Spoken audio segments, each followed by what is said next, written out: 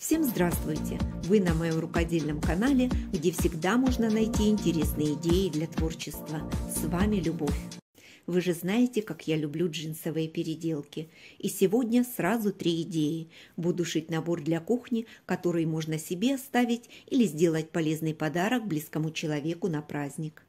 Из джинсов шью много. Собрала разные остатки от предыдущих проектов.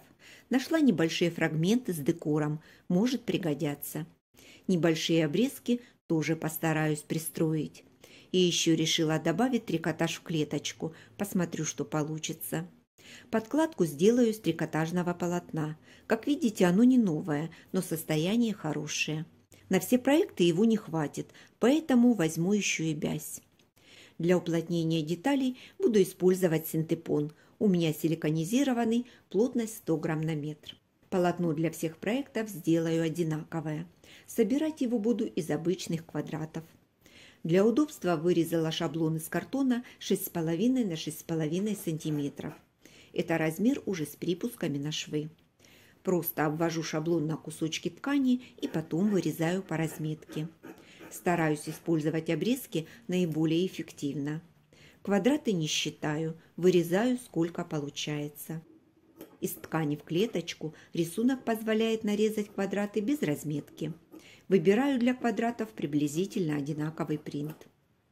Из некоторых кусочков удобно вырезать квадраты, просто приложив шаблон. Подготовка всегда занимает много времени. В своих проектах часто использую пояса. Нравится, как выглядят потертости в новых изделиях. А здесь мне еще и повезло. Ширина оказалась нужного размера. Просто бери и нарезай на части. Подготовила 200 квадратов. Надеюсь, мне этого будет достаточно для всех проектов. Сразу разложила их по цветам. Получилось везде разное количество. И теперь из нарезанных квадратов соберу полотно. Раскладываю их на столе. Подбираю так, чтобы рядом не было одинаковых оттенков и фактур. Смотрю, чтобы светлые, темные и средние квадраты чередовались равномерно. Когда рисунок меня устраивает, соединяю заготовки в полосы булавками, чтобы не перепутать при стачивании. Для меня это более надежный способ, чем просто собирать в стопочки. Так я точно не перепутаю, что с чем сшивать и какую сторону с какой соединять. Сшиваю все ряды сразу, один за другим. Припуски делаю на ширину лапки, чтобы были все одинаковые. Игла у меня для джинса, нитки обычные, 40-ка. Длина стежка 3 мм и закрепки по краям. Или уменьшить длину стежка до 2 мм, и тогда можно обойтись без закрепок. Работа пойдет немного быстрее. Когда все полосы собраны, каждый шов разутюживаю в разные стороны. Сначала проутюживаю с изнаночной стороны, затем переворачиваю на лицевую, выравниваю полоску с небольшим натяжением и проглаживаю с паром. Процесс глажки никогда не пропускаю. С такими полосками работать намного легче. Ткань выравнивается и все красиво совпадает, когда соединяю полосы между собой. Чтобы не перепутать последовательность полос при сборке, ставлю номера на каждой полосе. Дальше соединю полосы между собой. Скалываю булавками каждый шов между квадратами, так стыки получаются ровные и аккуратные. Для соединения полос беру длину стежка 2 мм. Припуски тоже на ширину лапки.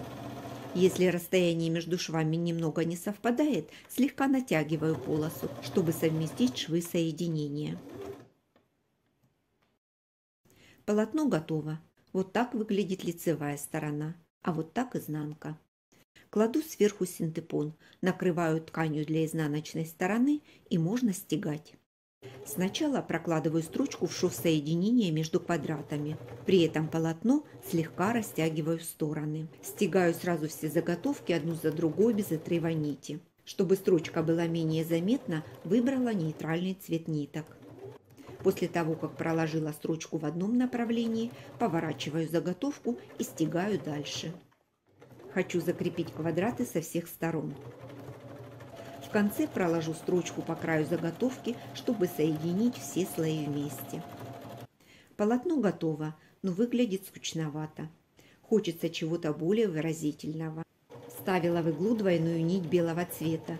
Длину стежка увеличила до 4 мм и буду делать отделочные строчки с каждой стороны от шва соединения.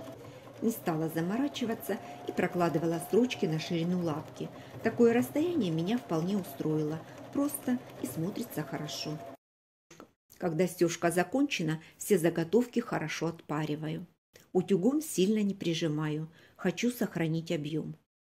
Под паром ткань выравнивается, швы становятся на свои места, все выглядит намного аккуратнее.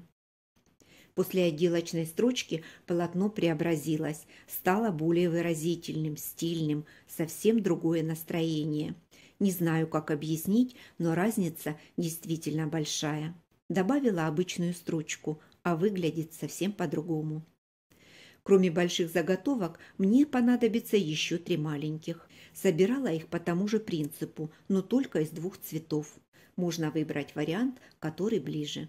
Мой подарочный набор будет состоять из 3 предметов. Начну с самого простого. На самой большой заготовке срежу весь лишний уплотнитель и выровняю края. Углы хочу немножко скруглить и сделаю это при помощи бобины со скотчем. Все лишнее срежу.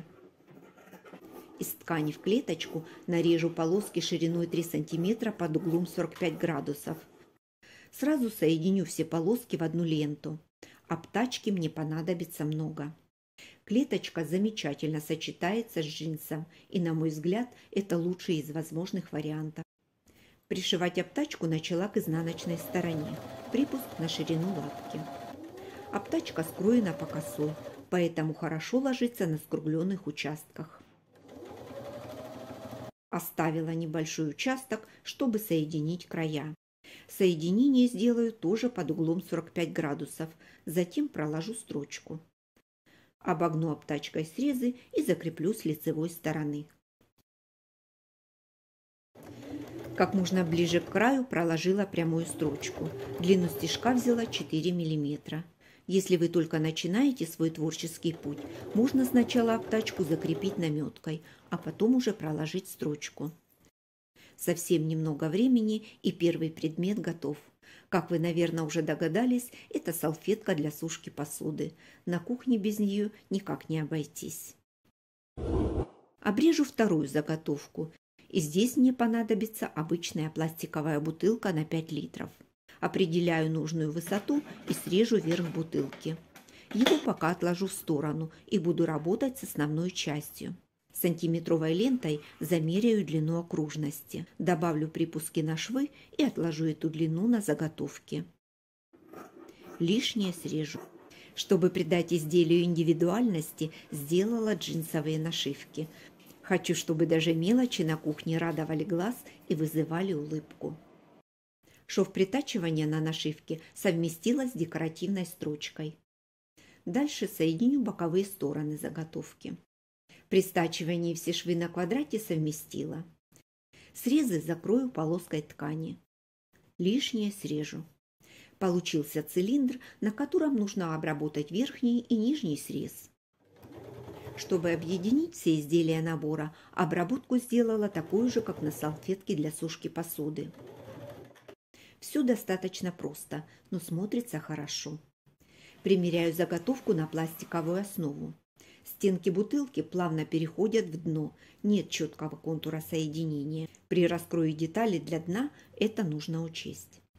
На маленькой заготовке обведу по контуру верхнюю часть бутылки. Вырежу без припусков на швы. Срезы обработаю косой бейкой. Готово. Обработка точно такая же. Кладу дно сверху и зафиксирую зажимами в нескольких местах. Соединять детали буду вручную. С пластиковой основы снимать не стала, но слегка подтянула, чтобы удобнее было совмещать обтачки. Для соединения использовала потайной шов. Стежки делала небольшие. Периодически расправляла шов, чтобы не было перетяжек, и продолжала шить дальше. В конце нить закрепила и спрятала концы между слоями ткани. Вот так у меня получилось.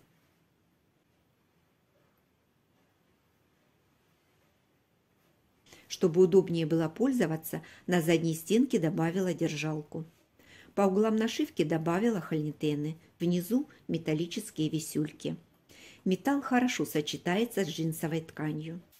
Пищевые отходы я собираю отдельно и выношу каждый день. Это будет мой контейнер для пищевых отходов. Вы просили показать, как я устанавливаю хольнитены. Делать это несложно. Можно использовать пресс или специальный набор инструментов. Для каждого размера он будет разный. Хольнитен состоит из двух частей. Одна с длинной ножкой, вторая часть короткая. Они соединяются между собой. Покажу на образце. Сделаю небольшое отверстие и вставлю с лицевой стороны хольнитен с длинной ножкой. С обратной стороны добавлю пару кусочков уплотнителя. Если этого не сделать, при фиксации ножка уедет в сторону вместе со второй частью хольнитена. Выступать должна только небольшая часть ножки. Одеваю на нее шляпку и придавливаю до щелчка. Кладу на матрицу. Подбираю установщик под размер шляпки. Ставлю сверху строго вертикально. И ударю пару раз молотком. Лишнюю ткань можно срезать. Хольнитен установлен. Скажу честно, получилось у меня не сразу. Все время съезжала на бок шляпка, пока не добавила дополнительные прокладки из ткани. Теперь все время так делаю. Попробуйте, может кому-то пригодится мой опыт. Для третьего предмета мне тоже понадобится пластиковая бутылка, но обрежу я ее с двух сторон. Эта пластиковая основа будет держать форму изделия. Высоту сделаю одинаковую с предыдущим контейнером. Из оставшейся заготовки вырежу прямоугольник нужного мне размера. Сразу добавлю декор. Нашивки разные, но в одном стиле. Пришивать буду ниткой в два сложения. Длина стежка 4 мм, как и на отделочных строчках. Швы притачивания тоже сделала как продолжение отделочных строчек. Подрежу припуски, чтобы были все одинакового размера. Вот здесь самое время поставить хольнитены. Я забыла и сделаю это позже. А сейчас соединю боковые швы. Перед стачиванием совместила швы соединения квадратов и закрепила булавками. С одной стороны пришила полоску ткани, сложенную пополам. Отогну ее и закрою срезы. Со срезами разобралась. Осталось срезать лишнюю обтачку. Выверну на лицевую сторону. Соединение почти незаметно. Все швы и отделочные строчки совпадают. Осталось обработать верхний и нижний срез. Сделаю это все той же косой бейкой в клеточку. Процесс обработки повторять не буду. Все так же, как в предыдущем изделии. Вверху на шве соединения добавлю держалку. Закрепила держалку. Пока отложу эту заготовку в сторону и займусь остальными деталями. На первой заготовке мне нужно сделать отверстие и обработать срезы. На отделочной ткани нарисовала отверстие нужного мне размера. По разметке проложу прямую строчку. Длину стежка взяла небольшую. Распарывателем сделаю надрез и дальше ножницами разрежу по центру. С каждой стороны сделаю небольшие надсечки. Выверну обтачку на изнаночную сторону, расправлю и приутюжу. Сделала обработку, как на кармане в рамку. Для этого пришлось скругленные участки по бокам переделать в прямоугольные. Иногда у меня так бывает. Что-то меняю по ходу работы. Вот и в этот раз решила закрыть отверстие рамкой из отделочной ткани. Вот что у меня получилось в итоге. Из этой заготовки вырежу круг, равный диаметру бутылки. Припуски не добавляю, режу прямо по контуру. Край обработаю косой бейкой. Это будет дно изделия. Я его хорошенько проутюжила горячим утюгом. Синтепон потерял объем, и заготовка теперь хорошо держит форму. Для верхней части изделия вырежу круг такого же размера. Разрежу его по центру на две одинаковые половинки. Между ними вошью молнию. Молнию кладу на изнаночную сторону детали. Бегунок остается сверху. С лицевой стороны добавила полоску ткани, сложенную пополам, и все это соединила строчкой. Припуски сделаю покороче. Срезаю только ткань, молнию не трогаю. Отгибаю молнию на лицевую сторону и закрываю срезы обтачкой. Также пришью и вторую половинку. Молния вшита, срезы обработаны. Поставлю закрепку, чтобы молния не разошлась. За счет молнии деталь стала немного больше. Выровняю ее по детали дна. Обвела по контуру. Срежу лишнюю молнию и края заготовки. Обработаю срезы косой бейкой. Мне очень нравится такой способ обработки молнии. Со всех сторон все аккуратно. Обтачку с лицевой стороны нужно пришивать, немного отступив от зубчиков, чтобы молния хорошо открывалась. Все детали подготовила. Начинала с самого простого изделия и постепенно добавляла уровень сложности. На нашивке забыла установить хольнитены, и сейчас это исправила. Перехожу к сборке изделия. Основную деталь сразу одену на пластиковую основу.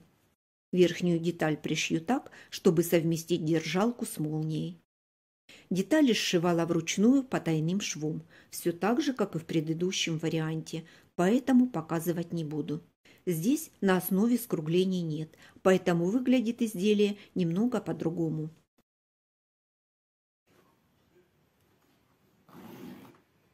Пакеты, в которых принесла товар из магазина, не выбрасываю. Собираю и использую еще раз. Для хранения сшила вот такую пакетницу. Люблю организовать хранение так, чтобы мне было удобно. В очередной раз убеждаюсь, что из джинсовых обрезков можно сшить действительно полезные и красивые вещи.